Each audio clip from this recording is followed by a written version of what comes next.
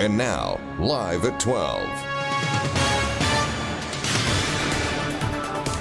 ආයුබෝවන් එක්වන්න අදත් ඇත්ත දැනගන්න ලංකාවේ අංක එකේ සමබර තොරතුරු ප්‍රකාශය ලයිව් ඇට් 12 සමගින්.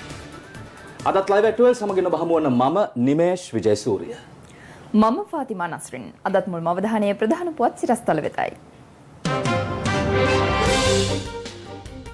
මෙරට කොවිඩ් මරණ සංඛ්‍යාව 300 සීමාව ඉක්මවයි. ඊයේත් මරණ 8ක් ආසාදිතින් 859ක්. කොවිඩ් මර්ධන එන්නත් කරන වැඩසටහන අද සිට රට පුරා. නැගෙනහිර ජටිය රැක ගැනීමට වරාය සේවකයෝ අදත් අකුරට වැඩ. වෘත්තීය සටන අනිද්දා සිට දැඩි කිරීමේ තීරණයක්. අපිට අහුම්කන් දීලා නැගෙනහිර පර්යන්තයේ ශ්‍රී ලංකා වරාධිකාරිය යටතේ ක්‍රියාත්මක කරන්න දෙන්න නැත්නම් මේ සටන සමුදා වෙනකොට ජාතික සටනක් බවට පරිවර්තනය කරනවා. ජනපති ප්‍රධානත්වයෙන් ගම සමග පිළිසඳරක් අද තනමල්විල හම්බේගමුවදී. කැමරාවේ සටහන් වූ මාවනැල්ලේ ඝාතනය.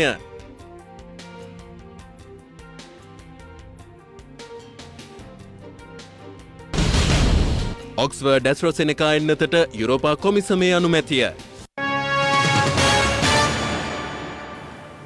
COVID-19 වෛරස ව්‍යාප්තියට එරෙහි එන්නත් කරන වැඩසටහන අදත් දීපව්‍යාප්තව ක්‍රියාත්මකයි. මෙලෙස එන්නත් කෙරෙන්නේ ඉන්දියාවෙන් මෙරටට ලබා දුන් COVID-19 ඇස්ට්‍රාසෙනෙකා කොවිෂීල්ඩ් එන්නතයි. COVID-19 වෛරස ව්‍යාප්තිය පාලනය කිරීම උදෙසා මෙරට එන්නත් කරන වැඩපිළිවෙල අදත් දීපව්‍යාප්තව ක්‍රියාත්මක වනවා. ඉන්දියානු රජයේ ප්‍රධානයක් ලෙස මෙරටට හිමි වූ ඇස්ට්‍රාසෙනෙකා කොවිෂීල්ඩ් එන්නත් මාත්‍රා ලක්ෂ 5ක ප්‍රමාණය මූලික අධීරයේදී එන්නත් කරලීම අපේක්ෂාවයි. ජනාධිපති ගෝඨාභය රාජපක්ෂ මහතා ඉන්දිය රජයෙන් සිදු කරනු ලැබූ ඉල්ලීමකට අනුවයි මෙම එන්නත් තොගේ මෙරටට හිමි වුණේ. ඒ අනුව කොළඹ ජාතික රෝහල, උතුරු කොළඹ ශික්ෂණ රෝහල, දකුණු කොළඹ ශික්ෂණ රෝහල, නාරහින්පිට යුද හමුදා රෝහල ඇතුළු රෝහල් පරිශ්‍ර 9කදී මෙම එන්නත් කරන වැඩසටහන ඊයේ ක්‍රියාත්මක කෙරුණා. මේ අතර අදත් බොහෝ ප්‍රදේශවල වෛරස් ව්‍යාප්තියට එරෙහි ඉදිරිපෙළ සෞඛ්‍ය නිලධාරීන් ලෙස කටයුතු කරන වෛද්‍යවරුන්, හෙදියන් සහ ආරක්ෂකංශ නිලධාරීන් සඳහා එන්නත් කරන වැඩපිළිවෙල ක්‍රියාත්මකයි. වයඹ පළාතේ රෝහල් කාර්ය මණ්ඩලය වෙනුවෙන් එන්නත් කරන වැඩසටහන අද ආරම්භ කෙරුණේ කුරුණෑගල ශික්ෂණ රෝහලේ හදිසි අනතුරු ඒකකය තුලයි. මේ අතර උතුරු පළාත් රෝහල් වෛද්‍ය කාර්ය මණ්ඩලය ඇතුළු ආරක්ෂක නිලධාරීන් සඳහා එන්නත් කරන වැඩසටහනේ පළමු අදියර අද ක්‍රියාත්මක වුණේ යාපනීය ශික්ෂණ රෝහලේදී. අප වාර්තාකරු සඳහන් කළේ උතුරු පළාතේ ප්‍රධාන රෝහල් 5ක එන්නත් කරන වැඩසටහන අද ක්‍රියාත්මක වන බවයි. මේ වවුනියාව මහ රෝහලේදී අද ආරම්භී එන්නත් කරන වැඩසටහනයි.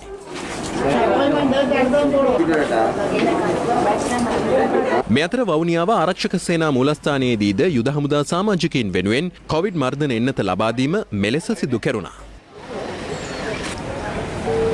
මඩකලපුව දිස්ත්‍රික්කයේ 3000කට අධික සෞඛ්‍ය කාර්ය මණ්ඩල වෙනුවෙන් එන්නත් කරන කටයුතු අද ආරම්භ වුණා.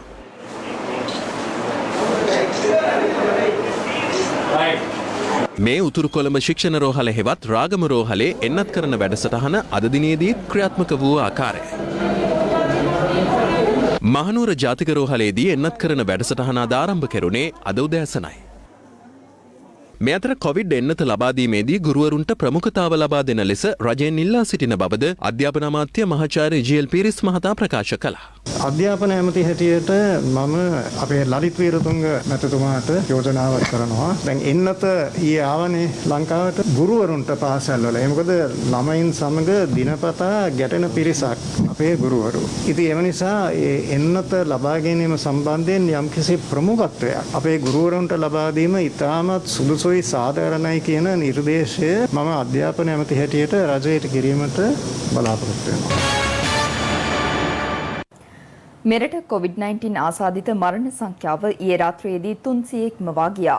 එමෙන්ම ඊයේ දිනේදීත් මෙරටින් COVID-19 ආසාදිතයින් 859 දෙනෙක් හඳුනාගත් අතර සමස්ත ආසාදිතයින් සංඛ්‍යාවද 62000 ඉක්මවා ගොස් තිබෙනවා. ඊයේ හඳුනාගත් රෝගීන් අතරින් වැඩිම රෝගීන් පිරිසක් වාර්තා වුණේ කොළඹ දිස්ත්‍රික්කයෙන්.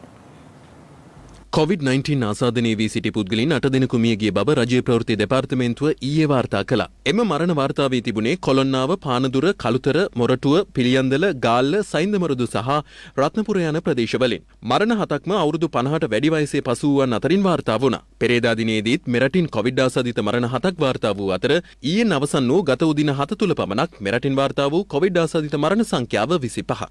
ඒ අනුව මෙරට සමස්ත කොවිඩ් ආසාදිත මරණ සංඛ්‍යාව 305ක් දක්වා ඉහළ ගියා. එමෙන්ම COVID-19 ආසාදිතයින් 859 දෙනෙකු ඊයේ දිනේදීත් මෙරටින් වාර්තා වුණා.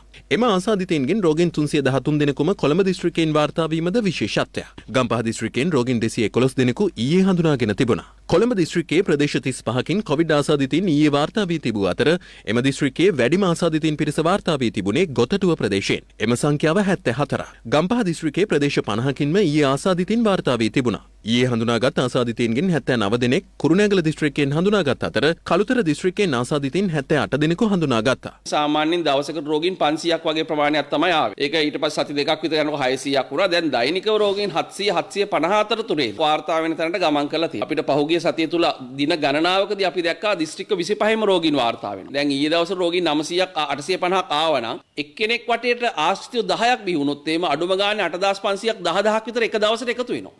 දැන් කොහොමද මහජන සෞඛ්‍ය පද්ධතියේ ඒ 10000 ආවේක්ෂණය කරමින් ඉදිරියට ගමන් කරන්නේ? ඒ වගේම ඊයේ වෙච්ච මරණ වලින් 8න් 3ක් බස්නාහිර පළාතෙන් එළි. දැන් මේ හරහා මොකද්ද කියවෙන පණිවිඩය? බස්නාහිරෙන් එළියට මරණ සංඛ්‍යාව ව්‍යාප්ත වීමට තියෙන ඉඩකඩ නෙමෙයිද මේ කියවෙන්නේ කියන එක අපි විශ්ලේෂණය කළා. ඒ සම්බන්ධයෙන් තීරණ ගත්තා. මේ අතර වවුනියාව ත්‍රස්ත විමර්ශන ඒකකයේ රාජකාරී කළ පොලිස් නිලධාරීන් තිදෙනෙකුට හා වවුනියාව මූලස්ථාන පොලිසියේ නිලධාරියෙකුට COVID-19 ආසාදනය වී තිබෙනවා. වවුනියාව ත්‍රස්ත විමර්ශන ඒකකයේ රඳවා සිටි සැකකරුවන් 16 දෙනෙකුට COVID-19 ආසාදනය වී ඇති බවට හඳුනා ගැනීමත් සමග එම පොලිස් නිලධාරීන් PCR පරීක්ෂණ සඳහා යොමු කර තිබුණා. හැටන් මහේස්ත්‍රාත් අධිකරණයේ නීතිඥවරයෙකුටද COVID-19 ආසාදනය වී තිබෙනවා. ඒ අනුව එම අධිකරණයේ නීතිඥවරුන් සහ කාර්ය මණ්ඩලයේ 37 දෙනෙකු PCR පරීක්ෂණ සඳහා යොමු කෙරුණා. බලපිටිය ආන්දාදොල ශ්‍රීපති මාවත ප්‍රදේශයෙන්ද COVID ආසාදිතයින් තිදෙනෙකු හඳුනාගෙන තිබෙනවා. ඔවුන් මීට දින කිහිපයකට පෙර දෙනියාය ප්‍රදේශයේ සංචාරයකද නිරතව තිබුණා.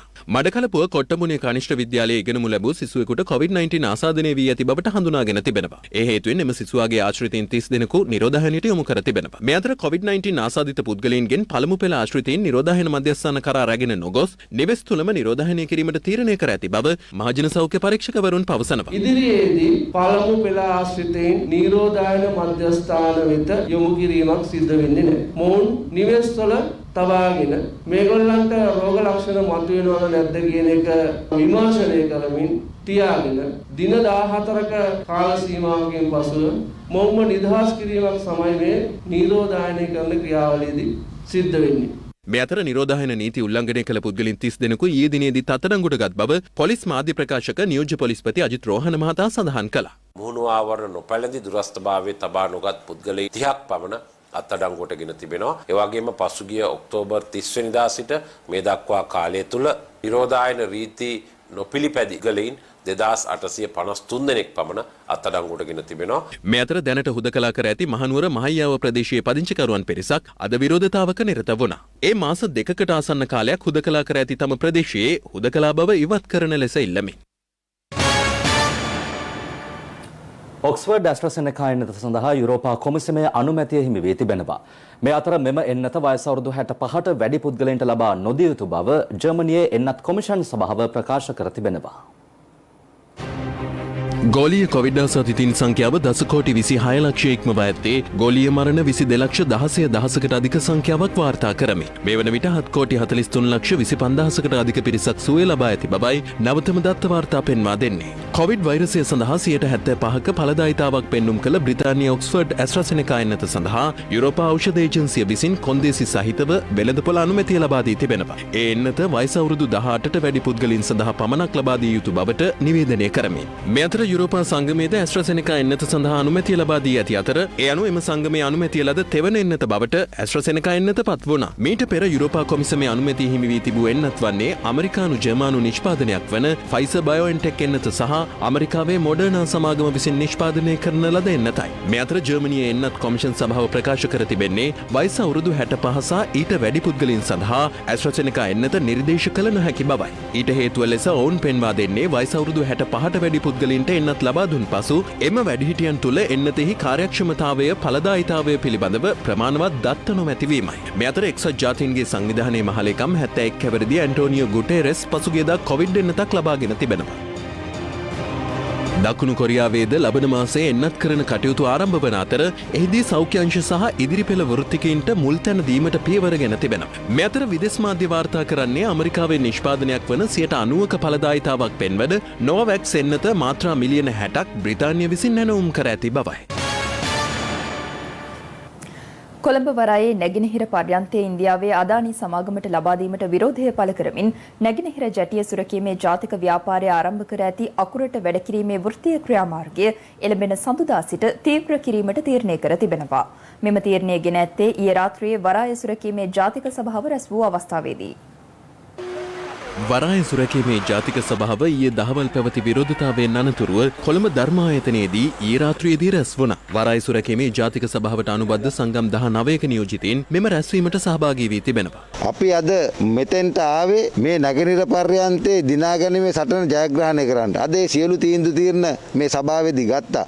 ඒක නිසා අපිට අහුම්කන් දීලා නගරීර පර්යන්තේ ශ්‍රී ලංකා වරායධිකාරිය යටතේ ක්‍රියාත්මක කරන්න දෙන්න නැත්නම් මේ සටන සමුදා වෙනකොට ජාතික සටනක් බවට පරිවර්තනය කරනවා. මේ අතර කොළඹ වරායේ නැගෙනහිර පර්යන්තය සම්බන්ධයෙන් පක්ෂ විපක්ෂ දේශපාලඥයින් අදහස් පළ කළා. මේ ඉන්දියාවට කොළඹ වරාය නැගෙනහිර පර්යන්තේ පවරා දීම සඳහා මේ දරන ප්‍රයත්නය මුළුමනින්ම පරාජයට පත් කළ යුතුයි. දේශපාලන ව්‍යාපාරයක් හැටියට අපි සඳුදා දිනේදී රට පුරා උද්ඝෝෂණ මාලාවක් දියත් කරන්න ලෑස්ති කරලා තිබෙනවා. 2015 ඉඳන් 19 වෙනකන් ආයෝජන කළේ නැහැ. අපයෝජන වැඩි හරියක් කළේ. දැන් ආයෝජන කතා කරද්දි කියනවා ආයෝජනය කියන්නේ ඔක නෙමෙයි. අපිටත් දැනෙනවා ඉතින් 51ක් අපි ළඟ නම් 49ක් පිට නම් ඒකත් ආයෝජනයක් නෙමෙයි වගේ කියලා අපිටත් දැනෙනවා. ආයෝජනයක් නැතුව හම්බන්තොට වරාය හදපු නිසා තමයි චීනයට මේක දෙන්න සිද්ධ වුණේ. අපි කියන්නේ ඒක දුන්න එක හරි කියලා. නැවුවෙන්නේ නැති වරායක් ඇදුවා. වරායට ගෙවන්න ඕනේ අවුරුද්දකට මිලියන 9200ක්. මිලියන 9200යි කියන්නේ මේ රනිල් වික්‍රමසිංහගේ ගෙදරින් ගහලා දෙනවා. 2025 ඉඳලා මිලියන 25000ක් ගෙවන්න ඕනේ ওই වරායට. හැබැයි ආදායම කීයද? මිලියන 200යි. එතකොට ඒ සල්ලි ගෙවන්නේ කවුද? පිට රටවල ආයෝජන මේ අද ඊයේ ගන්න දෙයක් නෙමෙයි. සෑම ආණ්ඩුවක්ම පිට රටවල ගෙක්කවල ආයෝජන අරන් කටයුතු කරනවා. උදාහරණයකට මට තියෙනවා නම් මේ නගරේ ප්‍රධාන තැනක ඉඩමක්. මට සල්ලි නැත්නම් ඒ ඉඩම සංවර්ධනයක් කරලා ප්‍රතිලාභයක් ලබන්න හැමදාම උදේ තවත් ඉඩම ගාවට ගිහිල්ලා හුල්ලලා එන්න පුළුවන්. හැබැයි කවුරු හරි ඉදිරිපත් වෙලා මගේ මිත්‍රයෙක් කැවිලා කියනවා නම් අපි දෙන්න එක්කවෙලා මෙතන ගොඩනැගිල්ල හදමු. අවුරුදු 33කින් මේ ගොඩනැගිල්ල ඉඩමයි ඔබතුමාටයි කියනවා. මොකද කියන්නේ කියලා මම මොකද කියන්නේ? මම කියනවා. හරිෂෝ එහෙමනම් කරන්න තියෙන්නේ මේ ලෝක බලවතුන් ඔක්කොටම මේකේ වරායවල් ටික දීලා දාන්න. ඒත් එහෙනම් දැන් ඊළඟට අපිට ලංකාව තියමන්දින්න වෙන්නේ මෙහෙම හම්බන්තොට වරාය චීනේ, ත්‍රිකුණාමල වරාය ඇමරිකාවේ, පංකාසන්තුරේ වරාය ඉන්දියාවේ, කොළඹ වරාය ඔය ඔක්කොගෙම. මෙහෙම පුළුවන් ද ජාතික ආරක්ෂාව තහවුරු කරන්න. ඉන්දියානු ආණ්ඩුවේ නැව නෙවෙයි එන්නේ. නැව සමාගම් පුද්ගල ගෙව්වා. ඒ සඳහා තමයි වරාය සංවර්ධනය කරලා මේ ව්‍යාපාරේ පටන් ගන්නෙ. ඕනෑම සමාගමක් ව්‍යාපාරයක් 150 කියන්නේ අයිතිය තියෙන එතන. ඒතර ටික තමයි කොටස්කාරයන්ට දෙන්නේ. ඒ ස්ථාවරේ හොඳට ස්ටඩි කරලා බැලුවා නම් මේ යූසුම පිළිබඳව කවුරුවක් කෑ ගහන්නේ නැහැ. ගම සමග පිළිසඳරක් වැඩසටහනේදී හඳුනා ගන්නා ගැටලු විසඳීමට ප්‍රාදේශීය බලධාරීන් මැදිහත් විය යුතු බව ජනාධිපති ගෝඨාභය රාජපක්ෂ මහතා පවසනවා. අද තනමල්විල හම්බෙගමුව ප්‍රදේශයේ පැවති ගම සමග පිළිසඳරක් 8 වන අදියරට එක් වෙමින් ජනාධිපතිවරයා මේ බව ප්‍රකාශ කළා. ජනාධිපති ගෝඨාභය රාජපක්ෂ මහතාගේ සංකල්පයකට අනුව ක්‍රියාත්මක ගම සමග පිළිසඳරක් වැඩසටහනේ 8 වන අදියර අද උදෑසන ආරම්භ වුණේ තනමල්විල හම්බෙගමුව අලුත්වැව කුකුල්කටුව වැව් ඉස්මත්තේදී.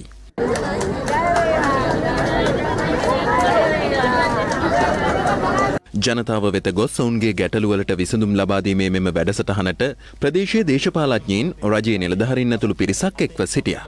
මේ වැඩසටහනේ මම විශේෂයෙන්ම දිස්ත්‍රික් ලේකම්තුමා වගේම ප්‍රාදේශීය ලේකම්තුමාන්ලා ගැන බලාපොරොත්තු වෙනවා. මෙම සාකච්ඡා කරලා ගියාට පස්සේ අනිත් නිලධාරීත් එක්ක අපි හඳුනා ගන්න ගැටලු විසඳලා දෙන්න. ඒ අය තමයි ප්‍රදේශයේ ඉන්නේ. ඒ අය තමයි මේ ගැටලු විසඳන්නට ඕන. ඉතින් මේ වැඩසටහනේ ප්‍රධානම වගකීමක් තිබෙනවා මේ දිස්ත්‍රික් ලේකම්තුමාට ප්‍රාදේශීය ලේකම්තුමන්ලාට. මම මේ තුමන්ලාගෙන් ඉල්ලා සිටිනවා මේ ඒ වගේම මේ සෑම අමාත්‍යාංශයකම ඉන්න ප්‍රාදේශීය නිලධාරීන් ඒ අයට ලොකු වගකීමක් තිබෙනවා. ඒ අපි හඳුනා ගන්න ප්‍රශ්නවලට කඩිනම මේ විසඳුම් ලබා දෙන්න. තවත් පැය කිහිපයක් ජනාධිපති ගෝඨාභය රාජපක්ෂ මහතාගේ ප්‍රධානත්වයෙන් පැවැත්වෙන මේ ගම සමග පිළිසඳරක් වැඩසටහන පැවැත්වීමට නියමිතයි. එහිදීත් මේ ගම්මානයේ ජනතාව Tamanගේ ගැටලු ප්‍රශ්න අධිකරු ජනාධිපති ගෝඨාභය රාජපක්ෂ මහතාට ඉදිරිපත් කිරීම නියමිතයි. ඉතින් ඒ සඳහාද ඍජුවම පිළිතුරු ලබා ද ඊට විසඳුම් ලබා දීමට ජනාධිපතිතුමා ගෝඨාභය රාජපක්ෂ මහතා කටයුතු කරනු ඇති. ඉතින් ඒ සඳහා ලැබෙන පිළිතුරු විසඳුම් අද රාත්‍රිය 6:50 වගේම රාත්‍රිය 8 live at 8 ප්‍රවෘත්ති විකාශය තුළින් අපි ඔබ වෙත ගෙන ඒමට සූදානම්. තරුණයෙකුගේ පිහි ප්‍රහාරයට ලක්ව මාවනැල්ල මාවාන ප්‍රදේශයේ 64 හැවිරිදි කාන්තාවක් ජීවිතක්ෂයට පත්ව තිබෙනවා. කාන්තාව ඝාතනය කිරීමෙන් අනතුරුව ප්‍රදේශයෙන් පලා යමින් සිටි බව කියන 18 හැවිරිදි තරුණයා මාවනැල්ල පොලිසිය විසින් අත්අඩංගුවට ගනු ලැබුවා. මාවනැල්ල මාවාන ප්‍රදේශයේදී මෙම ඝාතනය සිදුව ඇත්තේ ඊයේ පස්වරුවේ. අදාළ කාන්තාවගේ සොහොයුරියක සහ තවත් කාන්තාවක් සමග ගෙවත්තේ වගා කර තිබූ කහ ගලවමින් සිට තිබෙනවා.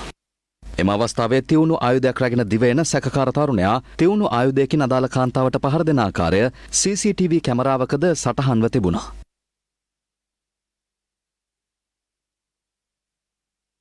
බරපතල තුවාල ලැබූ කාන්තාව එම ස්ථානයේදීම ජීවිතක්ෂයට පත් වූ අතර කැපුම් තුවාල ලැබූ ඇගේ සොහොයුරියද මාවනැල්ල රෝහලට ඇතුළත් කරනු ලැබුවා. මෙලෙස ජීවිතක්ෂයට පත් වුණේ 64 හැවිරිදි තිදරු මවක්.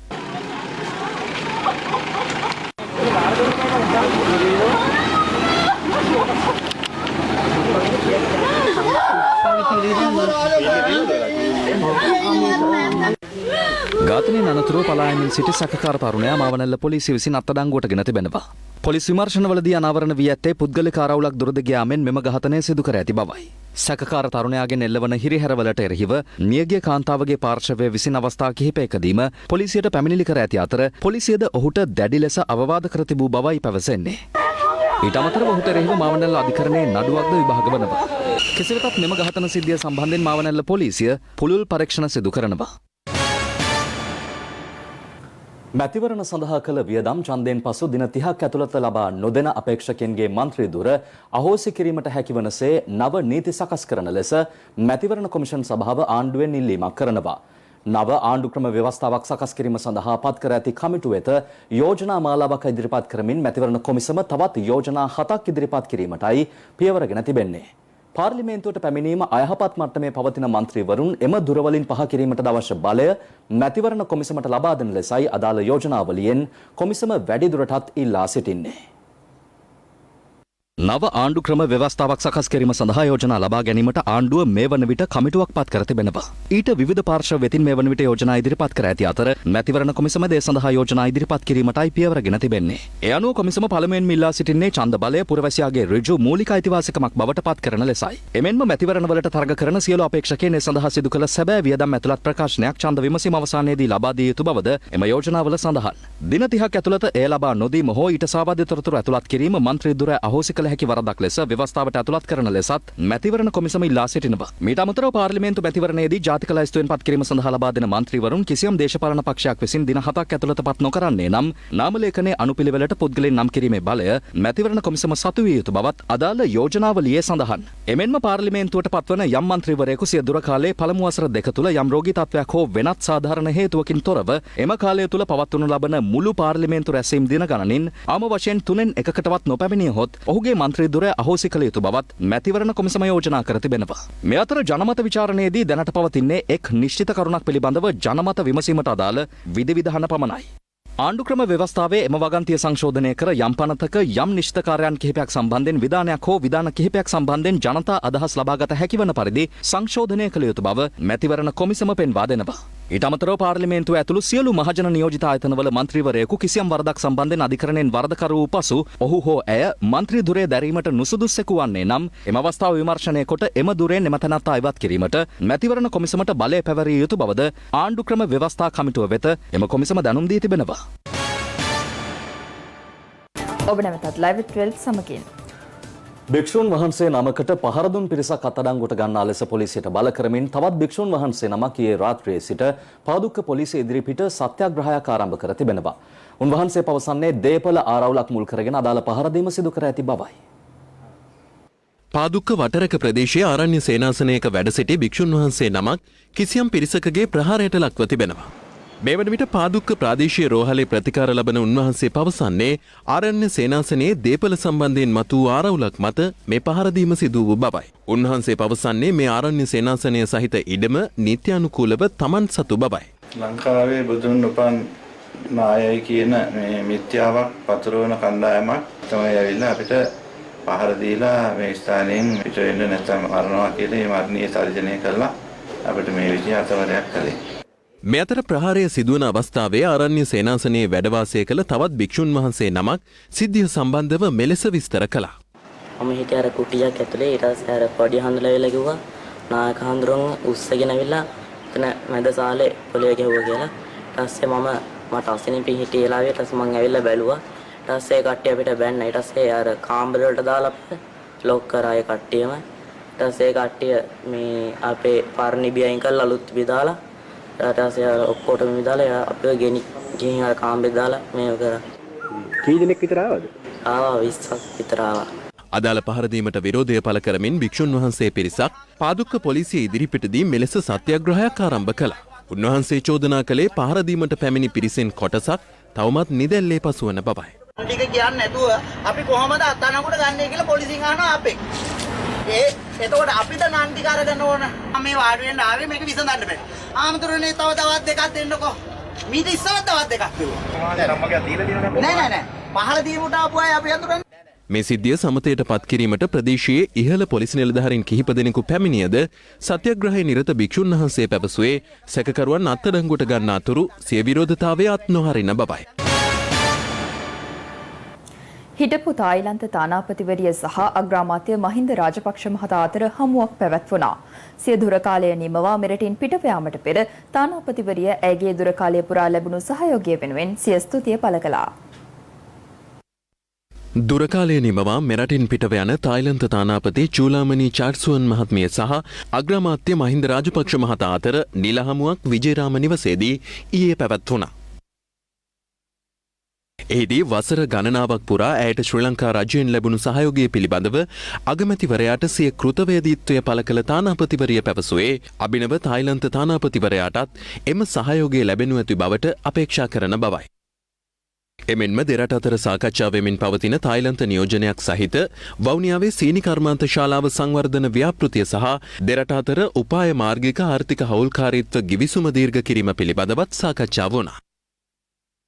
තානාපතිවරියට සුභාශිංසනය කළ අග්‍රාමාත්‍යවරයා ශ්‍රී ලංකා රජයේ අඛණ්ඩ සහයෝගය ලබා දෙන බවටත් සහතික වුණා. මේ අවස්ථාවට මුදල් සහ ප්‍රාග්ධන වෙළඳපොළ සහ රාජ්‍ය ව්‍යවසාය ප්‍රතිසංස්කරණ රාජ්‍ය අමාත්‍ය අජිත් නිවාඩ් කබ්‍රාල් මහතාත් එක්ව සිටියා.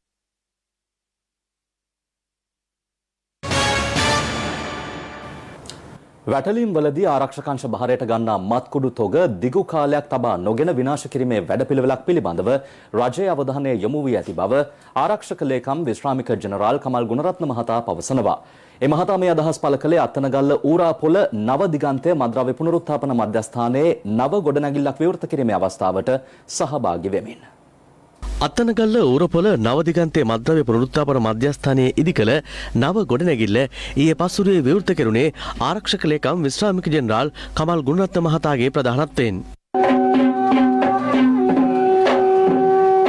අත්තනගල්ල රාජමහා විහාරාධිපති පූජ්‍ය පන්නිල ආනන්දනායක හිමියන්ගේ ධන පරිත්‍යාගයෙන් මෙම ගොඩනැගිල්ල ඉදිකර තිබෙනවා. පහුගිය අවුරුද්දේ කුඩු කිලෝ 1400 ගාණක් අපි එකපාරක් අල්ලගත්තා. මාලදිවයිනටත් ඒ ඈත පිටින් නාවික හමුදාවත් පොලිසියත් ගිහිල්ලා ඒ කුඩු කිලෝ 1400 ගාණක් අල්ලගත්තා. මේ වගේ තොග අරන් ආවට පස්සේ කියන්න කනගාටුයි. ඒ තොග නිසි බලධාරීන්ට බාර දුන්නාට පස්සේ ඒකෙන් කොටසක් යනවා අධිකරණය හමුවට, තව කොටසක් යනවා වෙළඳපළට. ඒ වගේ තත්ත්වයක් තමයි තිබුණේ. ඉතින් අපි ඇතුලේ ඉන්න සතුරා හරියටම අඳුනගෙන ඒ අයව අත්අඩංගුවට අරගෙන දැන් නීතිය හමුවට පමුණුවලා තියෙනවා. මට මතකයි රජයේ රසි පරීක්ෂක දෙපාර්තමේන්තුවෙන් කියලා තිබුණා අපි එකපාරක් ගෝනි 14ක් ඇරියා ටෙස්ට් කරන්න. පස්වෙනි ගෝනියේ තියෙන ටිකෙන් රොටි පුච්චන්න නම් නියමයි කියලා හිටන් කියනවා. අපිට දැනගන්න ලැබුණා. ඒ කියන්නේ පිටි තියලා කුඩු ටික අරගෙන එළියට. ඉතින් මේ වගේ දේවල් ඇති වෙන්නේ අපි ඒකට අවස්ථාව ඉඩක් ඉතුරු කරොත් පමණයි. ඒ නිසා අපි දැන් කටයුතු කරගෙන යනවා අධිකරණ අමාත්‍යාංශයත් සමග.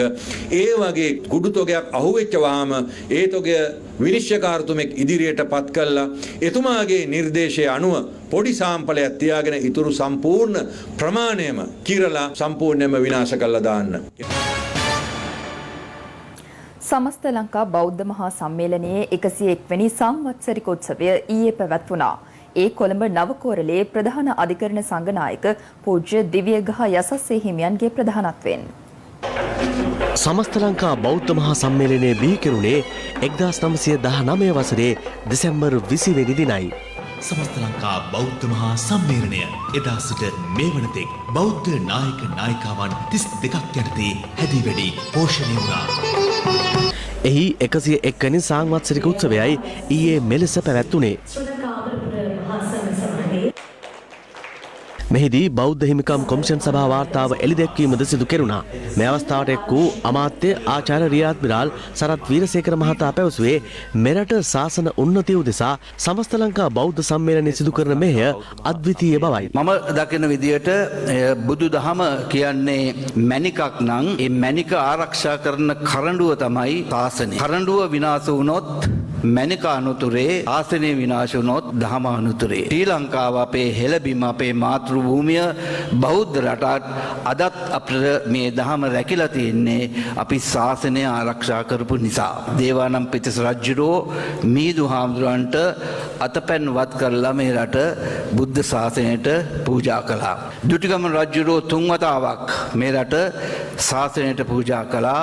හැම බින් අඟලක්ම ශාසනයට පූජා කළාම ඒක නිසා තමයි අපි මේ රට බෞද්ධ රටක් කියලා කියන්නේ. ඒකට වෙන කිසි කෙනෙක්ට කිසිම විරුද්ධව තර්ක කරන්න කිසිම හේතුවක් නැහැ. ඒ වගේම අසතුටටපත් වෙන්නත් කිසිම හේතුවක් නැහැ. අපි ජනතාව තුළ අපරාධ කරන්න බයක් අපි ඇති කළ යුතුයි. ඒක නිසා තමයි මම හිතුවේ දෙනෝ 1000ක් ඉස්සරහා අපි දකිනවා මිනිස්සු මරනවා. එතකොට එයා ජනතාව ඉදිරියේ වරදකරුවෙක් වෙලා ඉවරයි. එයා උසාවියේදී නිවැරදිකරු වෙනවා නම් ඒක උසාවියේ වැරද්දක්. එhmenan ඒ අයගේ ඡායාරූප මාධ්‍යවල ප්‍රකාශ කළ යුතුයි කියලා මම කියලා මේ කළා. ඒකටත් මට දැඩිසේ විවේචන ඇවිල්ලා ඒක කරන්න බැරි වුණා. නමුත් ඉදිරියේදීත් මම නීතිමය උපදෙස් අරගෙන ඒක කරන්න ඇත්ත වශයෙන්ම මම බලාපොරොත්තු වෙනවා. කොවිඩ් ව්‍යසනයත් සමග ඊට මුහුණ දෙන රටේ ජනතාව ඉන් ආරක්ෂා කර ගැනීමේ අරමුණින් ස්වර්ණවාහිනී ස්වර්ණශ්‍රී සත්කාර වැඩසටහන අප ආරම්භ කළා. ඒ අනුව අදත් අප එම මෙහෙවරෙහි නිරත වීමට මෙලෙස කටයුතු කළා. ඩෙටොල් ආයතනය සමග අත්වැල් බැඳගත් ස්වර්ණවාහිනී ස්වර්ණශ්‍රී සත්කාර මෙහෙවර අද දියත් කෙරුණේ මාතලේ කවුඩු කැලැල්ල කනිෂ්ඨ විද්‍යාලය කේන්ද්‍ර කරගනිමින්. පිරිසුදු දෑතින් පිරිසුදු රටක් හදමු යන තේමාව පෙරදැඩිව ක්‍රියාත්මක ස්වර්ණශ්‍රී සත්කාර වැඩසටහන එම විද්‍යාලයේ දුවාදරුවන්ගේ යහපත වෙනුවෙන් සුවිශේෂී වැඩ කොටසක් ඉටු කිරීමට අප කටයුතු කළා. පසුව මාතලේ සිරිමා වූ බණ්ඩාරනායක ආදර්ශ විද්‍යාලය වෙත අප කණ්ඩායම ගමන් කළා. අනතුරුව ස්වර්ණශ්‍රී සත්කාර කණ්ඩායම ඓතිහාසික පුණ්‍ය භූමියක් වූ මාතලේ අලු විහාරය වෙත පැමිණියා. රිදුණු සිත් සනසමු සොඳුරු සිහිනගෙන නැගිටිමු නැනෙන් ගුණයෙන් හිස සරසමු. දේශීය පුවත් කිහිපයක් කෙටියෙන් දකිමු දැන්. ලබන 4 වන දිනට යෙදී ඇති 73 වන ජාතික නිදහස් සමරුමේ පෙරහුරු අදින් ආරම්භ වුණා. අද සිට ලබන 3 වන දින දක්වා මෙම පෙරහුරුවන් පැවැත්වීමට නියමිත අතර ත්‍රිවිධ හමුදා හා පොලිසිය සරම සංදර්ශන, ප්‍රදර්ශන රථ සංදර්ශන හා ගුවන් හමුදාව මගින් ඉදිරිපත් කරන ගුවන් යානා සංදර්ශනද පැවැත්වීමට නියමිතයි.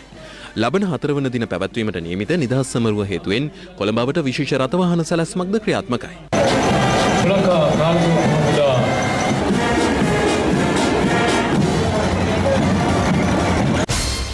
පොලිස් අපරාධ කොට්ටාශයේ විමර්ශනයකට අනුව කළ වැටලීමකදී කෙසෙල්වත්ත ප්‍රදේශයේ ප්‍රබල හෙරොයින් ජාවාරම්කරුවෙකු වන මාලිගාවත්තේ රෂීඩ් නැමැත්තා මන්ත්‍රව්‍ය සමග අද අත්අඩංගුවට ගත්තා. මීට පෙරද අදාළ පුද්ගලයාට ඇෆ්ගනිස්තානයේ සිට හෙරොයින් ලැබී ඇති බවටයි මේ වන විට අනාවරණය වී ඇත්තේ. ජාවාරම්කරු සම්බන්ධව දැනට පරීක්ෂණ පවත්වාගෙන යනවා. ගම සමග පිළිසඳරක් වැඩසටහනට සමගාමීව පොල්පිතිගම ප්‍රාදේශීය ලේකම් කොට්ටාශයේ පසුගිය 9 වනදා අග්‍රාමාත්‍ය මහින්ද රාජපක්ෂ මහතාගේ ප්‍රධානත්වයෙන් පැවති වැඩසටහනේදී කුඩා පාසල් ශිෂ්‍යාවකගේ ඉල්ලීමකට අනුව පොල්පිතිගම කට්ටම්බේරිය ප්‍රාථමික විද්‍යාලයට නව ගොඩනැගිල්ලක් ඉදිකිරීම පෙරේදා ආරම්භ වුණා. ඒ ඩෙල්මා ලංකා පුද්ගලික ආයතනයේ සභාපති පියනන්ද ගොඩකන්ද මහතාගේ පෞද්ගලික ධන පරිත්‍යාගය. අපිට ශාලාවක් හදලා දෙන්න පුළුවන්ද? රුපියල් ලක්ෂ 150කට ආසන්න වියදමකින් නිදි කෙරෙන මෙම ගොඩනැගිල්ල මාස 3ක් තුල සාදා නිම කිරීමට නියමිතයි. මාතලේ උණවේරුව ගම පාරම්පරික සේසත් කර්මාන්තය නියැලෙන ගමක්. මේ ගමේ සේසත් කර්මාන්තය නියැලී ඉන්න ගම්මුන් තම නිෂ්පාදනයන් විකුණා ගැනීමට නොහැකි වීම අද දවස වන විට ඔවුන් මුහුණ දෙන ප්‍රධානතම ගැටලුව බවට පත් වී තිබෙනවා. මේ පිළිබඳව අප සිදු කළ විමසා බැලීම. උණවේරුව ගමේ ජීවත්වන පවුල් 80ක් පමණ ජීවිකාව ලෙස තෝරාගෙන තිබෙන්නේ සේසත් කර්මාන්තයයි. පරම්පරාවෙන් පරම්පරාවට කරගෙන යන මේ සේසත් කර්මාන්තය ඔවුන්ට ඉන්දියාවෙන් ලැබුණු දායාදයක්. ශ්‍රී මහ බෝධීන් වහන්සේ ලංකාවට වැඩම කරන අවස්ථාවේදී විවිධ කර්මාන්තයන් වල නිරත වූ කුල 18ක් මෙරටට පැමිණ තිබෙනවා. එහිදී පූජනීය ශ්‍රී මහා බෝධීන් වහන්සේට සෙවන සැලසීම සඳහා සේසත්කරුවන්ද පැමිණ තිබෙනවා. එසේ පැමිණි සේසත්කරුවන්ගෙන් පැවතෙන ගමක් ලෙසයි උණවේරුව ගම හැඳින්වෙන්නේ. එවන් අභිමානවත් පරපුරකට උරුමකම් කීවද අද වන විට මේ සේසත්කරුවන්ට අත්‍යවශ්‍ය අමුද්‍රව්‍යයක් වන පොතු මිනිරන් සොයා ගැනීමට නොහැකිව අසරණ වෙලා. මෙම කර්මාන්තය කරගෙන යන්න මින්රන් ගැටලුව තියෙනවා.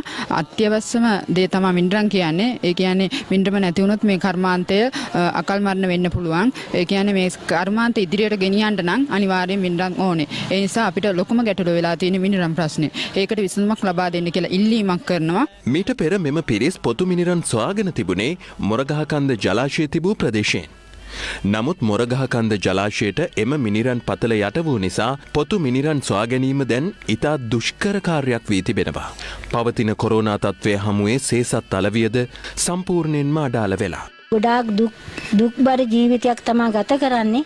ඉතින් අපි රජයෙන් ඉල්ලන්නේ අපේ පවුල් 80ක් මේ සේසත් කර්මාන්තය කරනවා. එම අපේ සමාජ මේ සියලුම දෙනාට අපි විශ්වාස වැටුපක් හරි කමන්නේ අපිට රජේ ලබලා දෙන්න කියලා ජනාධිපතිතුමාගෙන් අපි කරුණාවෙන් ඉල්ලා සිටිනවා. සේසත් යනු සෞභාග්‍යයේ සංකේතයක්.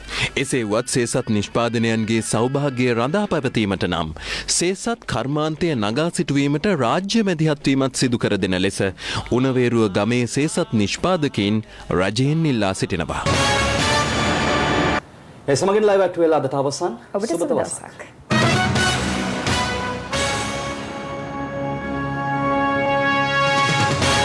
විලාසිතාවකට එහා ගිය මනුස්ස